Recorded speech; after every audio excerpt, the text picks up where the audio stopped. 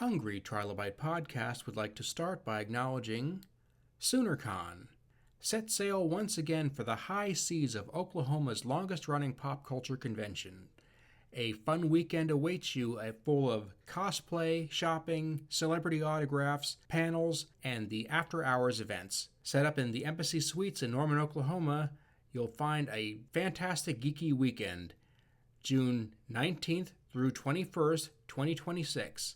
Visit Soonercon.com for details. This afternoon, we are joined with John Vorhaus. It's been a while since I've talked to you, buddy. How you been? I'm doing great.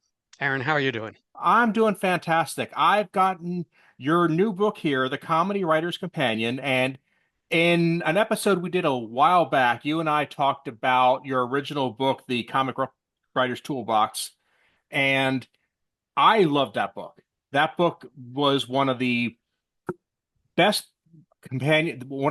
how-to books on writing comedy I had pretty much ever read. So I was a bit intimidated picking this up.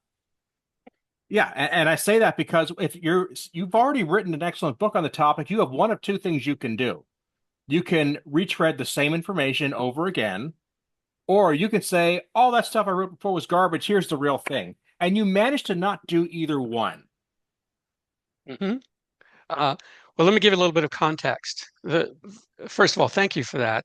The Comic Toolbox is now more than 40 years old, and it still has great legs. People are finding their way to it. I sold and shipped a copy off my website this very morning, so people still find value in it. I'm doing more and more international languages. I'm getting it translated into Portuguese as we speak, and a lot of good stuff is still happening with it, but it was my first book. And for my entire career, it was, in a sense, both a triumph and a burden. Because if your first book is your most successful book by far, what does that say about the other 29 books that I've written? Along the way, I wrote a couple of short books. I wanted to explore specific topics, writing situation comedy and doing stand-up comedy in particular.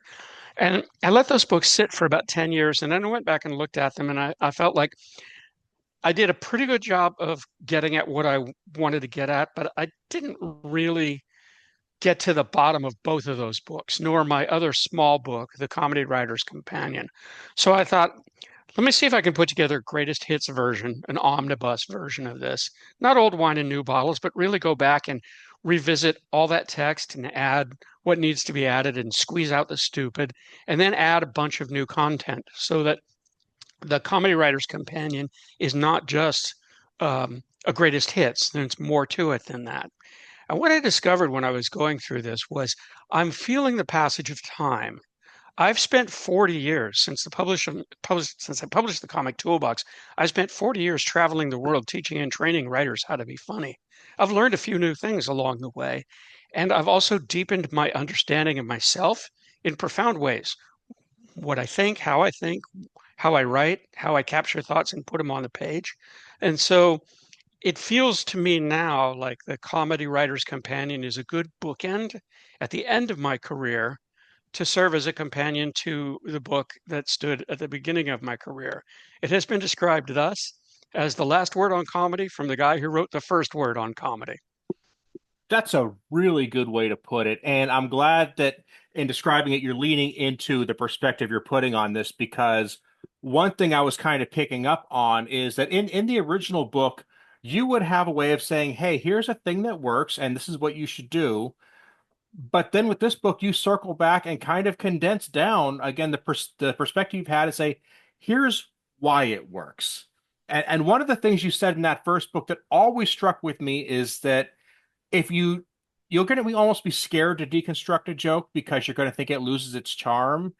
And you're much more comfortable saying with this book that just the practice, and you had a book on practice itself, remember that, but just the practice of trying these things will actually increase your sense of humor. You will increase your enjoyment in the work. I don't want to put words in your mouth, but that's what I took away from it. I'm pleased to have you put those words in my mouth. I've been using the following observation in my current teaching. In the early days of my writing, for every 5 minutes I spent at my desk, I would spend 1 minute writing and 4 minutes worrying. Now, at the other end of my life, I spend 4 minutes writing and 1 minute worrying. It doesn't mean that I've stopped worrying. It doesn't mean that I've ever gotten away from fear.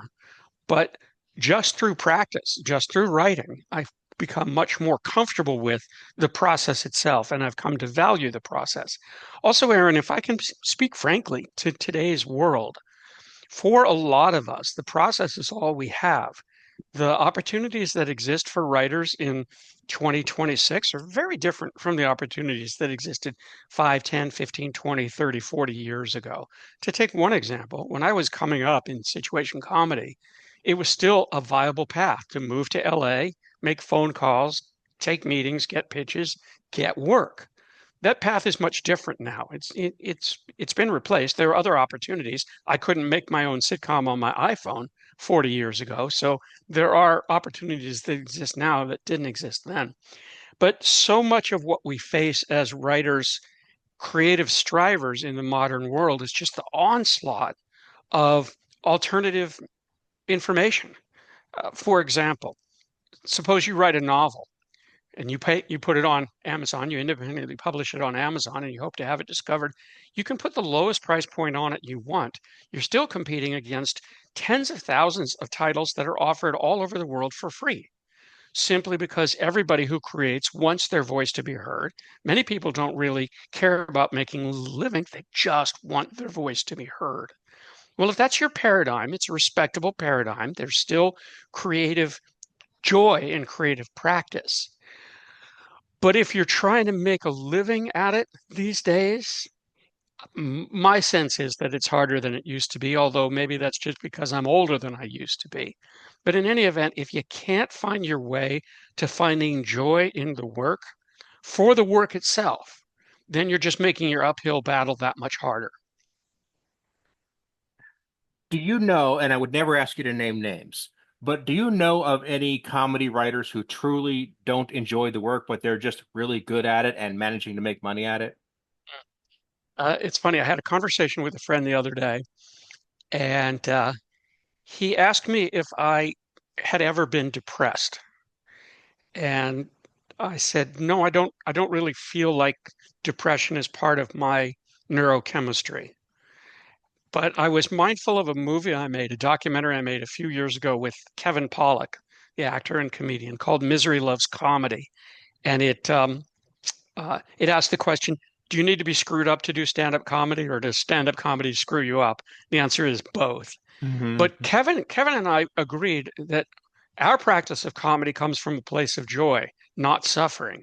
And it's interesting because the people that we interviewed and ended up using in the movie, most of their comedy came from a place of great suffering, that they were using their comedy to deal with their trauma, their depression, their shit in the broadest sense of the word, but they didn't really seem to be enjoying doing what they were doing.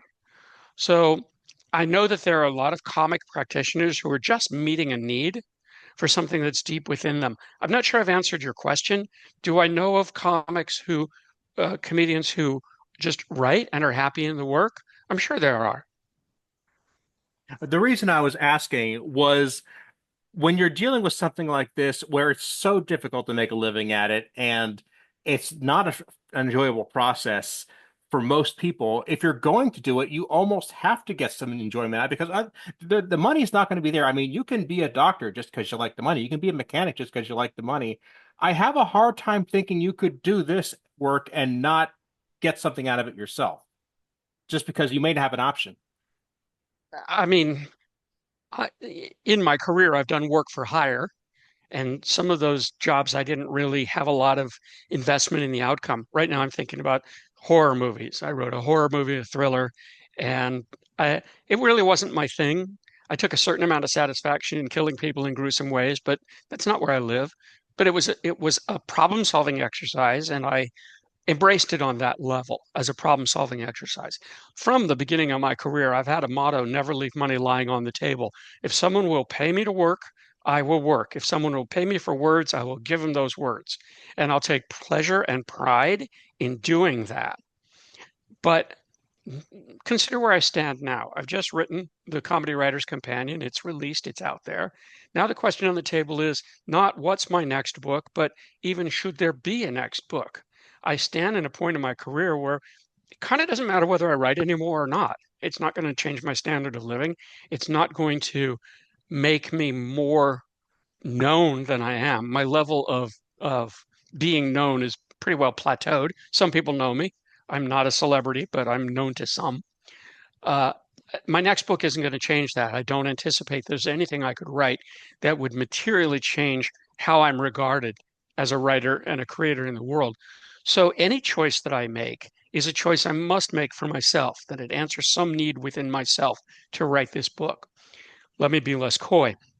The book that I'm thinking about writing is called How to Be Yourself, because I figure at this stage in my life, I know a thing or two about being myself. And part of me is really drawn to the work because it's a chance to reflect on my strategies for living an effective life and share those with other people. But part of me says, kind of why bother? If I can't find my way to the joy of the work, why do the work? And the problem with, as I describe it, writing my way into a book, there's never a lot of joy for me at the start of the process. There's a lot of joy later when the work has found its feet and then I'm just taking something that's basically okay and making it much better. That's where I get my satisfaction. But for me to write that book requires a leap of faith that there will be enough satisfaction in it at the end of the day to have made it worth doing. And I'm withholding that decision. I'm noodling around with the idea. I'm not committed to it. I'm not writing it off. But I heard an actor speaking of acting, and he said, I'm an actor because I can't not be an actor. And I think part of what we deal with as creative types, no matter what we are, actor, writer, musician, artist, anything you can think of, the thing that draws us to the work is that we're compelled to it. Whether we think it's a good idea or not, whether we think we can make money on it or not, there's just this inner need that must be met. If you are in a position in your life where you can meet that inner need and not have to make it pay, that's kind of a blessing. Because if you have to devote so much time to putting food on the table that you never get time for your art or your craft or your writing, that's kind of dismal. And if you need your writing to pay, then it's serving two masters. You're trying to do something that A, brings you joy, and B, brings you a paycheck. In my career, I was fortunate enough to meet both of those conditions a lot of the time. Not all the time, but a lot of the time. But where I am now, where I don't need to worry so much about um, getting a paycheck, bringing in the money, I can focus on work that just brings me joy. But that's kind of an existential crisis. If all it's going to do is make me happy, and I'm not doing it for anybody other than myself, why do it at all? Is there that much joy in it, or is it more a compulsion? I'm writing because I have to write because I can't not write. Is it, oh boy, is it bringing me joy, or is it just staving off the sense of dread that comes from not being a productive person? I was writing this morning, I was writing to my nephews about my struggle to be retired from two things, my career and my Ultimate Frisbee career. Aaron, I don't know if you know that much about Ultimate Frisbee. I've never played, but I've heard things. Well, I played for 40 years and then tore my right rotator cuff. No problem. I learned to throw left-handed, and I played left-handed for 10 years, and then I tore my left rotator cuff. And I am just now in recovery from that second surgery. I don't have any arms left. There's no future for me in the sport. So I have to figure out a way to be okay with not doing something that's brought me joy my entire adult life. There's a parallel track that I'm following as I think about being an older writer, trying to come to terms with the fact that I don't need to work, that I can't work with the same level of commitment and passion that I once did, and that the arguments for working have changed a lot.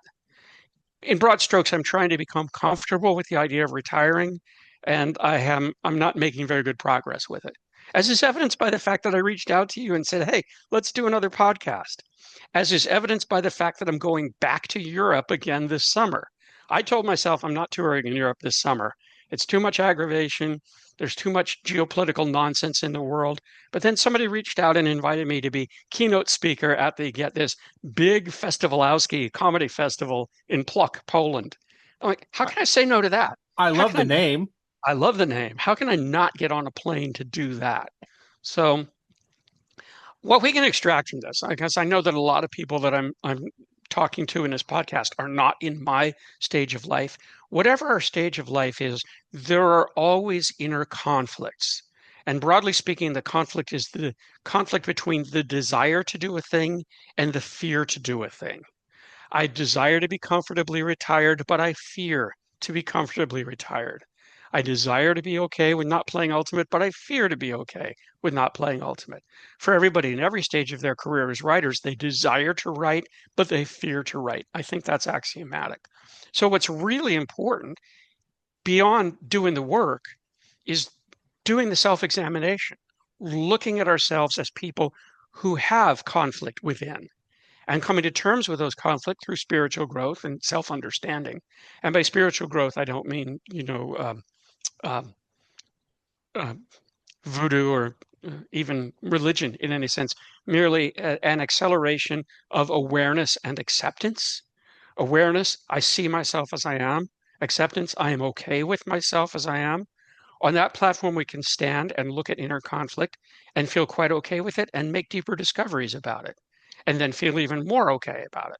If I'm the age that I am in conflict about what to do with the end of my life, that merely means that I am yet again increasing my self knowledge. And I do certainly hope to increase my self knowledge no matter what happens in the years to come. So from this end of my life to people at the start of their careers. And that's something that I'm really passionate about, is helping young strivers. You saw it in the book of practice, and I think this book, The Comedy Writer's Companion, is aimed at that audience as well. The things that vex us in our youth will vex us less when we're older. Different things will vex us later when we're older, but the challenge remains the same: coming to terms with who we are and being okay with who we are. So the time we spend asking ourselves what makes us tick, what makes us right, what makes us funny, all of these things will then turn around and deliver pure benefit. They will make us operate better. They'll give us better self knowledge. They'll make us funnier. And that's why we set up and reinforce this positive feedback loop within ourselves. I don't have an answer for you as to whether you should or shouldn't write this book, but I will say this. I don't know if a lot of the things you could have pitched here would have struck me.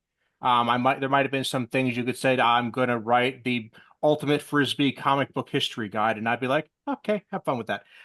But this potential book about what it means to be yourself, I would read that book. I would order that book as soon as I knew it was available because number one, I like the way you look at things, but number two, that's a topic I'm struggling with a great deal right now.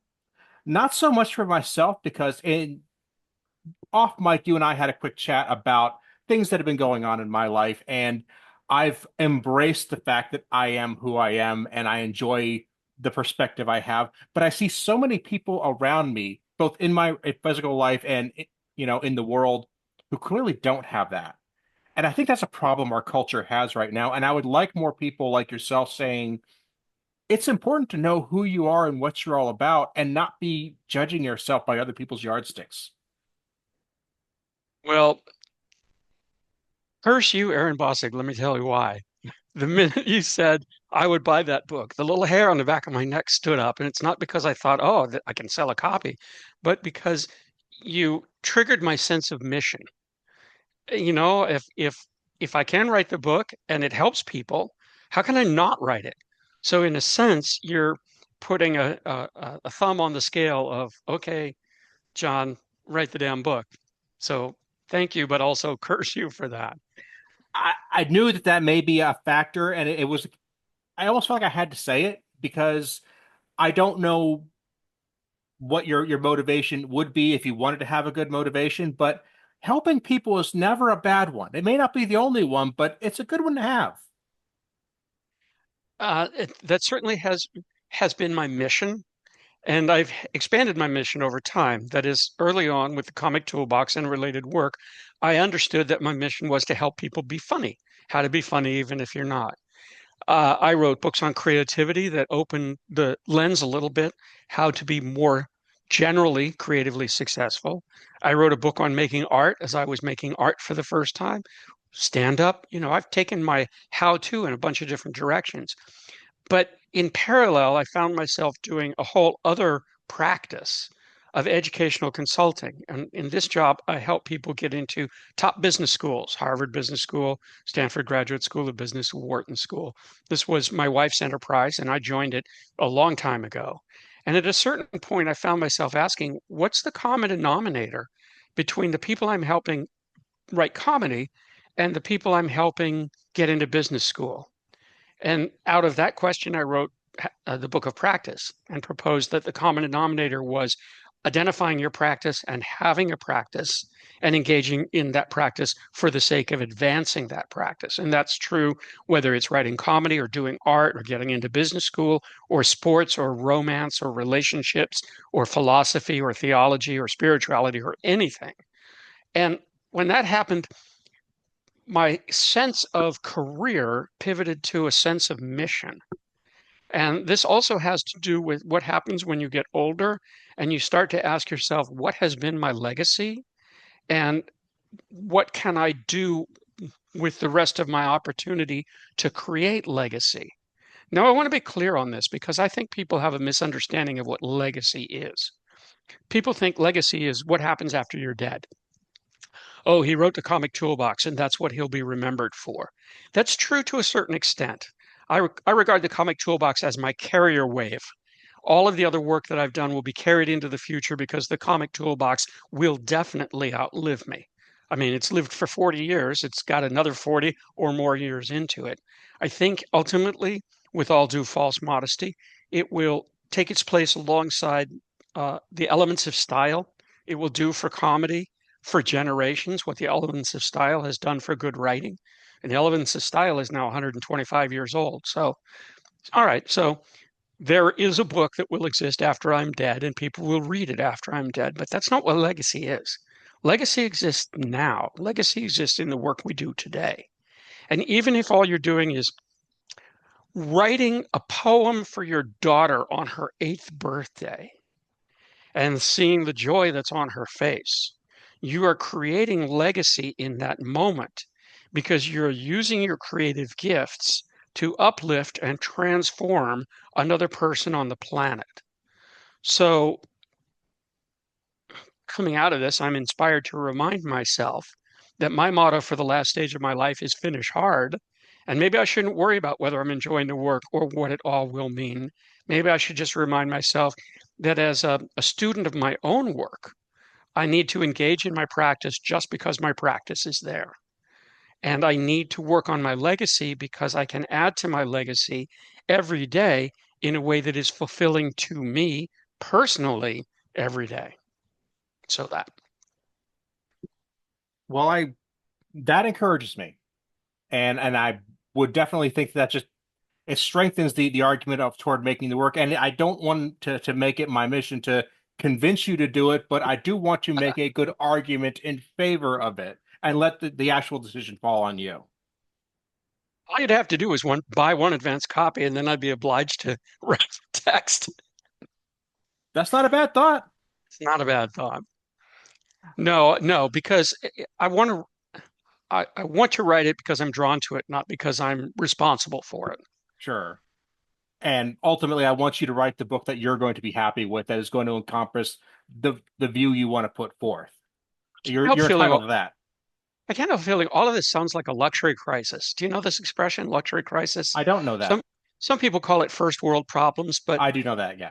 Yeah, but to me, a luxury crisis is if I'm someone listening to this and I'm desperate to get my first novel published or my first stand-up comedy routine written, and I hear some guy talking about, geez, I just don't know if I have the gumption to write my 32nd book. I want to feel like that guy's having a problem I don't have, and he's got a problem that isn't really a problem at all. If your problem is you can't decide whether or not to write your 30-second book, you don't have a problem. This is my feeling. So, That's fair.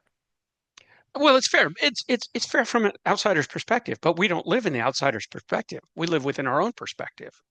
So, in fairness to myself, I measure my motivations. I ask myself, do you want to do this? What's in favor of it? What's not in favor of it? And this is true for, should I write another book? Should I do another European tour? Should I should I get an MRI on my right shoulder just to see if it might actually have bounced back and I can start throwing right-handed again and play ultimate again? These are inner challenges and they matter to me because they're my inner challenges. Again, I'm trying to draw a bridge between myself and other people. If what I'm going through sounds like a luxury crisis, I buy that. It sounds like a luxury crisis to me as I say those words. But what I'm going through is what you're going through as well. Different circumstances, different state of life, but the same inner conflict. I want to do something, but I also don't want to do that thing at the same time. How do I deal with that? So the nouns and verbs that surround my inner conflict are different from the nouns and verbs that surround your inner conflict or anybody else's inner conflict. But we look past the nouns and verbs, we look past the fact that mine is a luxury crisis, and we arrive at, here's a guy who is still doing what he's done all along, which is try to get to the bottom of himself. And if he's got a little easier time of it because the money is not as much of a problem, if he has a little easier time of it because he has found an audience and doesn't need to worry about finding his audience for the first time, then okay, more power to him. But he's still fighting the same fight. He still has the same inner struggle that every creative person has. And so I suppose I could say that even as I'm self-conscious about describing this as a luxury crisis, I kind of feel like if I am to be in service of writers yet to come, I have to expose my luxury crisis because what else do I have to offer? I have to expose my my inner process because that is the thing that I have that I can communicate to other people. Yeah. If Sorry, a would you let? lifeguard, no, I'm sorry. Go ahead. I just wanted to say there's an anecdote surrounding luxury crisis. It's not my phrase. My wife coined the phrase under very Sure. specific circumstances.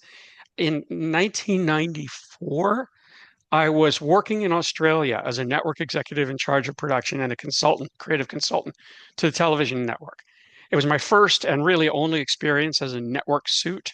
And I was staying in a furnished apartment in downtown Sydney. And once a week, I flew from Sydney to Melbourne. It's a 1 hour flight to oversee a comedy in production in Melbourne. And because I was working for the network, they flew me business class. I'm flying back and forth business class.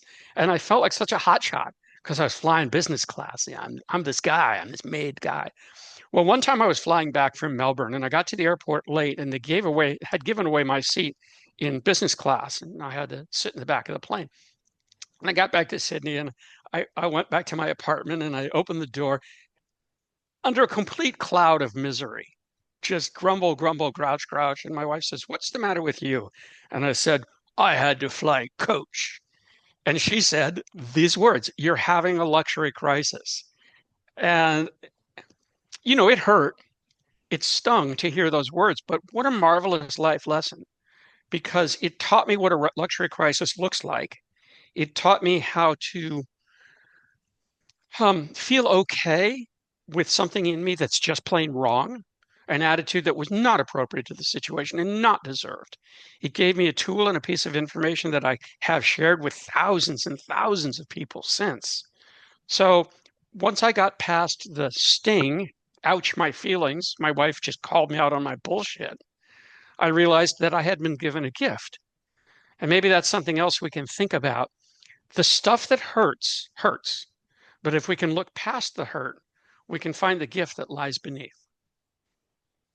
And somebody else struggling with that may not have the opportunity or the time to get a job in Australia where they have to fly business class once a week and then to have that very expensive lesson. You cut out all the bullshit for them and got right to the lesson. So that's kind of where I come at with the potential book there is like it may be a luxury crisis for you. It's a time saver for somebody else. I'm taking that on board. if I am truly open to my experience, I must hear that and honor it and acknowledge it. So thank you for that. Well, sure, sure. Uh, but speaking of TV here, I have to say, you touched on something at the beginning of the book that I, for selfish reasons, love, is that you spent a great deal of time talking about sitcom writing. And I like sitcoms. I'm known for being a sci-fi guy, as you can see back here, but I like sitcoms. They are my calm down material when I want to change moods, whether it's, whether I'm in a bad mood and I want to cheer up, or whether maybe in a good mood, I guess, okay, I got to dial it back a bit. Sitcoms are a great transition for me. I put them on when I'm working, and it seems like it's a genre that is on a bit of a decline right now. Is that it's not as popular, and the ones that are there don't really match what I'd call to be sitcoms. Maybe we're trying new things. Why did you spend a lot of time digging into that? A lot of people want to write sitcoms. Sitcom is not dead. I Good. know from experience all over the world that people are still making situation comedies, and people are still coming to me for information about how to write them. I- let's break it down. As a genre, as a piece of entertainment, it has a place in the market. Sometimes it has a large place in the market. Sometimes it has a smaller place in the market. Sitcom has been cyclical for its entire existence. Sometimes it's more popular, sometimes it's less popular. The pendulum swings. I predict there will be an upsurge in sitcoms that are self-shot and self-released, shot on iPhones, simply because from a production point of view and a scripting point of view, it's a lot easier to get a sitcom right than a lot of other things. You can literally make a sitcom with one fixed camera under certain circumstances. I remember there was a sitcom in France years ago. It was about people who worked together in a factory, and they got together in their break room, and the camera angle was inside the snack machine. And so all of the activity took place in front of the snack machine with just one camera fixed in place. Very inexpensive, limited in scope, but quite doable. Um, there's a new sitcom in Switzerland that I just saw called Our Little Embassy, about a Swiss embassy in South America, that I quite liked. And it's very similar to a new sitcom in America called St. Denis, which is set in a hospital, but a similar set of characters with a similar set of problems. So people are still going to sitcom to explore character in funny ways. So the market exists. The market is changing. Maybe it's in a downswing, but it's not gone for certain. And because the technology is getting easier and more accessible, like I said, for reasons that I've stated, I think there will be an upswing in sitcom over time.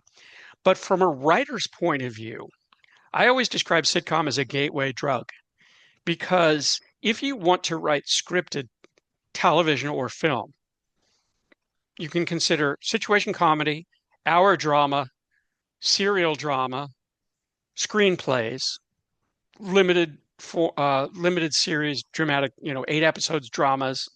There are a lot of different ways to write scripted fiction. Sitcom is the smallest and the easiest of those by far. So a lot of people turn to sitcom at a certain time in their career where they've gotten good at writing jokes. Maybe they've, as I did, they come out of something like being a singer-songwriter. And say, okay, I did that. I wrote some songs. Clearly, I can't sing or play guitar. What am I going to do next? Try the next bigger thing. What is the next bigger thing? Sitcom. It's larger than what I've written before, but it's small enough that I can manage it. So, in terms of figuring out how a story works and how a story is driven by emotional change, sitcom is really an effective way of learning these things. Because a lot of what you have to do in a sitcom is not that hard. You don't have to figure out, how am I going to shoot this? Where am I going to set it? If you say my sitcom exists in a living room and a kitchen, then you always know the action is going to be in one of those two sets, or maybe living room, kitchen, and a coffee shop down the street, as in the case of Friends, for example, two living rooms and a coffee shop. So you don't have to make decisions about where to set it. You don't have to make decisions about how the characters operate because you already know how those characters operate. You invented them, you put them into action, and now you're just putting them in new situations to see how they learn and grow. A lot of the decisions that you have to make, if, for example, you're writing a screenplay, you either don't have to make it all in a sitcom because you've already made them, or you can make them in severely constrained spaces because you know it's only going to be a half a dozen characters and it's going to be on standing sets and it's going to be more about people's relationships than solving crimes or robbing banks, just in the nature of sitcom. Elvis Presley told me in a dream once, a lifetime ago, the rules don't confine, they define. True genius works within form. Sitcom does a job of narrowly confining your creative choices. And as such, it makes it a lot easier to write a successful sitcom if you've never written a successful script before. That's why people are drawn to it and they'll continue to be drawn to it. Well, I'm And if they glad he want to, told you. Go sorry, if they ahead. want to skip over that section in my book, they're welcome to. Okay, well, I wouldn't advise doing that. And I would also, all Elvis did for me was tell me how to make a peanut butter sandwich. So he must have been liked you a lot more.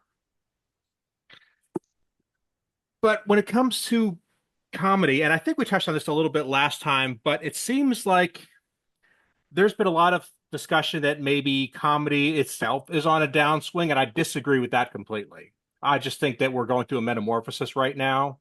And we talked earlier that the world is got some troubles. We all feel challenged, and comedy is our way out, or at least on a psychological level. It's our way of not losing hope. And I think I'm seeing a lot of people reach for that, especially things like cartoons, especially right now. People love the healing power of just silliness and for its own sake. But also, we're getting a lot more attempts at good stand-up. I'm seeing a revived interest in improv, and we're seeing some actual funny movies come out where that was a gap we'd had for a while. I think that people are going to want to have these tools. I will not predict the death of comedy. Comedy has existed since prehistoric times, presumably, and certainly has been existed since classical times. I mean, we have classic Greek comedies that are still present today. And I will quote you from an email I wrote this morning. What can we do to hold the wolves of the world at bay, but to beat them back with comedy? And I'm speaking about the political reality of America in 2026, the political reality of the world in 2026. There's a lot of shitty stuff going on. And so comedy is an answer to that.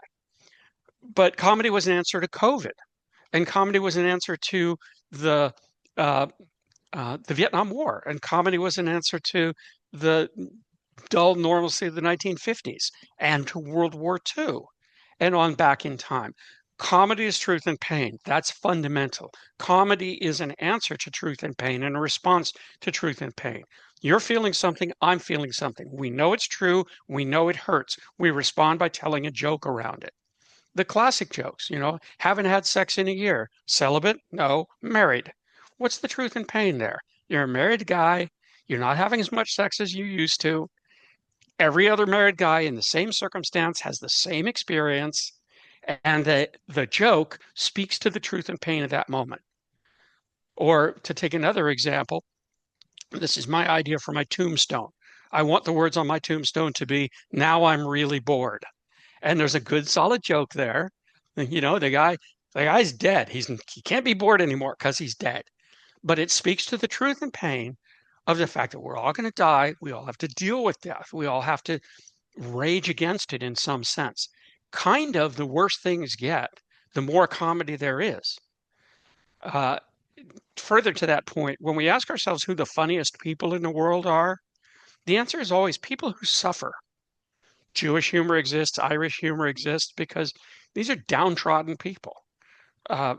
Apex nations don't generate comedy because they don't experience suffering in that sense.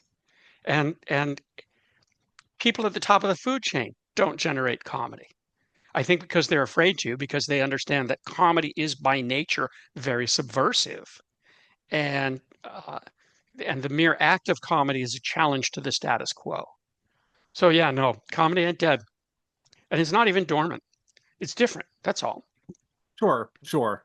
Uh, I, as somebody who truly loves comedy, I never wanted to believe it was dead or even, you know, that it was corrupted, I guess was the way people they framed it. Well, it's too sensitive now, and no, it's just we're just changing the words we want to use to describe certain things. We've reevaluated how we feel about some topics, but nobody doesn't like to laugh. That's still a thing. We talked earlier about how uh, you know people who like their work or dislike their work, and if you think back to the last time you and two or three friends got together and spent an afternoon, maybe having a drink or a sandwich and just laughing and telling jokes, none of you was having a bad time. And Correct. but you probably were at least mulling over some mutual pain that you appreciated on each other's behalf. That's probably was a topic of conversation, and you're offering that as almost a therapy to somebody. You know exactly which joke you can tell to make them feel a little bit better. Let's imagine that you and I were fans of the same sports team and it was just a terrible team. We could have a competition to see our team sucks. Who can communicate, who can convey the how badly they suck the worst. They suck because I don't even know what those lines would be. But if we spent our time talking about making fun of how bad our team sucks, we're going to feel better about it. Our team sucks, and that's our commonly held truth and pain. Yeah. Sorry, you touched on something that's worth passing through. Norms change. We've been through a period of time with stand-up comedy where stand-up comics had to change their tone to respond to cancel culture, to respond to the risk of being canceled. And this is something that I addressed in the Comedy Writer's Companion in the section on stand-up comedy, because the question is valid. If you want to be um, the sort of person in society that you want to be, somebody who uplifts other people, then you need to address certain topics in ways that your father or grandfather wouldn't have to address them. We can't tell Polish jokes or Indian jokes the way people in the past could. So the challenge remains, if we want to find comedy in those areas, how do we go about it? And I gave that some thought and did some writing and some thinking. And kind of came up with the idea of you can make fun of anyone you want as long as you demonstrate honor for the subject. If you say to yourself, I'm making fun of this for the sake of exploring an issue, not for the sake of making those people feel bad, then you can get away with anything. And you can also make fun of anything if you turn the target on yourself. Let me give you an example of what I mean. In 2008 or so, I was in Russia. I was making the Russian version of Married with Children at the same time that Phil Rosenthal, the creator of Everybody Loves Raymond, was making the Russian version of Everybody Loves Raymond and also doing a documentary on it. And my Russian friends were all afraid that he was going to make fun of them, and the documentary would be about how quaint or stupid or ignorant the Russian people were. But he did something so smart that I went to school on and I've always remembered. He never once made fun of the Russians. He only made fun of how out of touch he was with what was going on around him. The joke was not the Russians are stupid. The joke was, I cannot understand how the Russians are operating. It did a great job of letting people enjoy watching the Russians behave in ways that were quite funny without disrespecting them. So, in the past, you can make fun of somebody and not worry about disrespecting them. In the modern world, you have to worry about disrespecting them, but you can still find the funny as long as you honor your topic or turn the joke on yourself. The way I boil this down for my own experience as an older person is it's okay for me to make jokes about being a clueless senior citizen. It's just not okay to be a clueless senior citizen. And it's a crucial distinction. It is. And I was really glad you brought up Married with Children there. We talked about that before. It is one of my favorite shows. It's arguably one of my favorite sitcoms. Definitely top three material. But it's weird for me to say that because in, say, the 40s, 50s, and early 60s, there was this trend of humor. It's I hate my spouse humor. Wives that hate husbands, husbands that hate wives. They just don't want to be married. They're miserable. And this is a constant punchline that I don't find funny. I'll just tell you that tone of humor, I've never enjoyed it. I've always wondered, look, these people, I was like, why do you even want to have this life? But I love Married with Children because in my mind, that show isn't actually based on that. For all the friction you'll see between Al and Peg or Marcy and her spouse of the week, it was not that they hated each other, but that they had to go through life's frustrations together. Again, crucial distinction. And you could be forgiven for thinking that's what it is, but no, there's a genuine affection there, but the world is sitting on them the whole time they have to deal with it. And the evidence is clear. If they genuinely hated each other, they would not stay together. The fact that they stay together, that they identify as a family, means that uh, on the surface they're hating each other, but underneath they love each other. Well, guess what? That's conflict. That's inner tension. That's what makes that show work. And by the way, as someone who has taught and trained writers all over the world in places where Married with Children is known, everyone says that Al Bundy, he's just like us. Nobody identifies with any sitcom character anywhere in the world as much as people identify with Al Bundy, according to my limited survey of the subject, because he's a lovable loser, and that's a common archetype. And it speaks to something deep within, because if you are suffering within your family, not because you don't love them, but as you say, because life is hard and there's a lot of friction, and sometimes you project that friction onto your family because you can't do anything against the world. And somebody comes along and says, you think you have it bad? Look at these people. They have it 1,000 times worse than you, and they're still together somehow. That's very gratifying. That's soul satisfying. I worked on a sitcom once in development in Norway, and the concept was a 13-year-old girl has the world's worst mother, just a monstrous mother. And the beauty of it was, if you're a 13-year-old girl watching that show, you know your mother is a monster.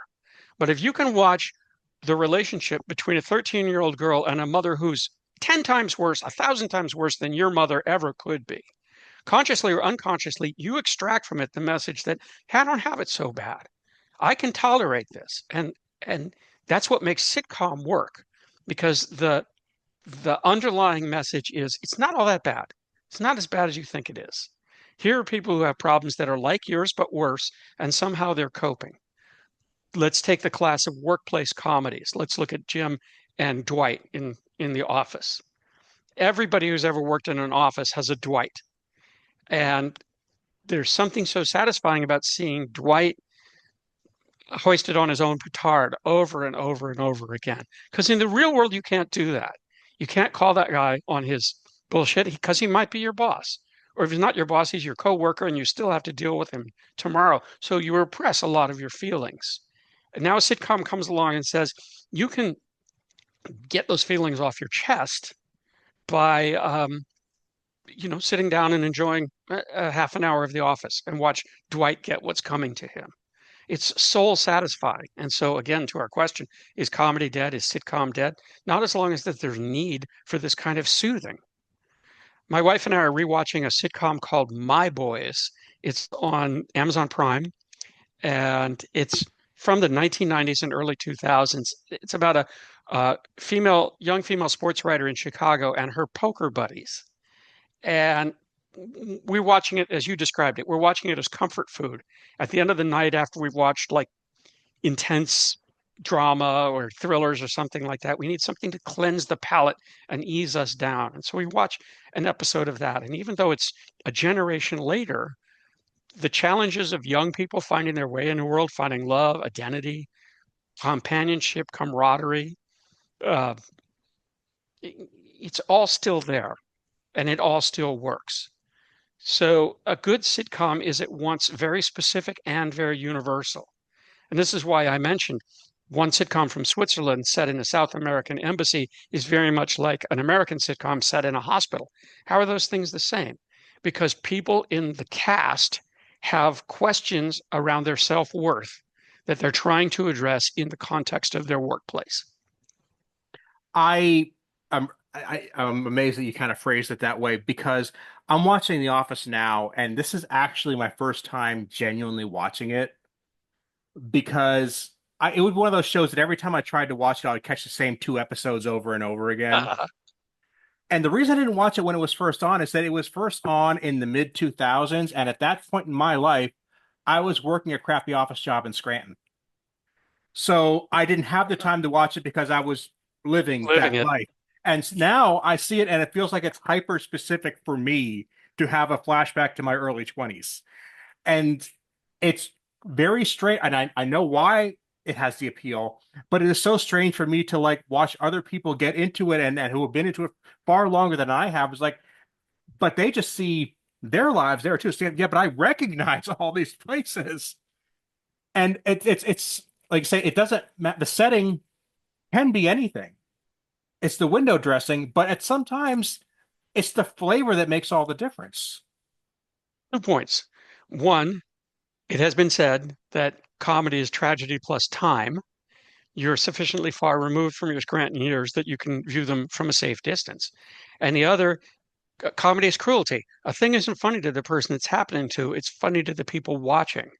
So we watch a show like The Office and we can see the suffering. Married with Children, we can see the suffering. The people in it, it's not funny to them. They're not having a good time, but they're not intended to have a good time because they're not real people in the real world. They're comic characters whose job is to suffer so that we can watch them suffer and enjoy that experience and draw conclusions from our own life. Again, I'm thinking about The Office with Jim's uh, uh, unrequited romance for Pam in the early seasons, ultimately requited. But here's a guy who is suffering love. He's in love with someone and he can't bring himself to say it. Well, anybody who's ever been in that situation can identify with it, can get value out of watching somebody else go through it, but also can get a certain amount of pleasure of saying, well, at least that's not me. At least that's not me right now. And this is what this is what drives comedy. That guy over there just slipped on a banana peel. At least it wasn't me. And since he's a rich guy or he's a arrogant guy or he's conceited or he's venal or mean or cruel and he deserved to slip on a banana peel, then I can not only laugh but experience a sense of triumph. That's kind of comedy at its most basic form. We watch people suffer and we experience laughter and a sense of triumph. You're giving out not just great comedy advice, but great life advice in general. If nothing else, I encourage people to just mull this over and see how it makes you feel in general. I'm going to give you a chance to tell people where can they find your book, where can they check out your Substack, and generally where can they follow your adventures in the world. Okay, great. Thank you. I appreciate that. The newest thing is the Substack. I've started the Substack because I'm not managing my retirement very well. I keep doing new things. But the Substack is just my name, John Vorhaus on Substack, easy enough to find. Likewise, I'm on Facebook under my name, and I'm on LinkedIn under my name, and different people use different platforms, and those are the three that I'm involved with. My website, coincidentally, also my name, johnvorhaus.com. And my Amazon author page is amazon.com/author/JV. I got into Amazon very early on and I got my initials for my Amazon author page. So that was awesome. On those websites, you can find, of course, the Comic Toolbox and the Comedy Writer's Companion and the Book of Practice and a bunch of my other books, my novels. It's all there. And also from any of those platforms, you can reach out to me directly and and that's not a come on, that's an invitation. Throughout my career, I think one thing that I've done really right is to make myself accessible to people, make it really easy for people to find me and reach out to me and just say, hey, this is what I'm dealing with. To the point where I always offer the 5-minute promise. People I don't know, people I've never met can reach out to me and ask me to help them with what they're dealing with. And I always say, I will help you in any way I can to the limit of my ability, so long as it doesn't take more than 5 minutes and I don't have to leave my desk. Because it turns out that there's quite a lot I can accomplish in 5 minutes sitting at my desk. And it is my honor and my mission to contribute to people's creative experiences or life experiences in those ways. If people have never read any of my works, of course, the Comic Toolbox is a great place to start. But now the Comedy Writer's Companion is also a great place to start. It's kind of a more mature uh, take on what comedy is and what comedy writing is. And in between them lies the book of practice. And I just have to say, because I always have to say this, the book of practice is absolutely my cherished child. If people read no other of my books, but they find their way to that one, that's the one that will transform them and really make a difference, especially if they're young in their process, no matter what it is. And every time I sell a copy of that, I get a special thrill. And I especially get a special thrill when I sell a print copy, because then I get to put the book in a mailer and take the book to the post office and send it off into the universe with the clear knowledge that it's going to a place where it has the chance to make real impact. Plus, I always sign the books that I send, print versions that I send through my website, though you can also get digital versions. I can't sign those, but they are available. And the stuff is relatively inexpensive. I keep my prices low because I want word to get out. So yeah, that's about it. If you want print copies signed, go to johnvorhaus.com. If you want digital copies, you can find them on Amazon or on my website. If you want print copies from outside of delivered outside of America, you kind of have to go to Amazon for that because I can't ship overseas. It's just too expensive. Yeah, well, John, everything you just said here is going to be on my website, aaronbossig.com. Plus, I'm also going to include links to our previous chats. I really encourage people to look you up there. Thanks so much, and I'm glad to have you back anytime. My pleasure. Go sports team.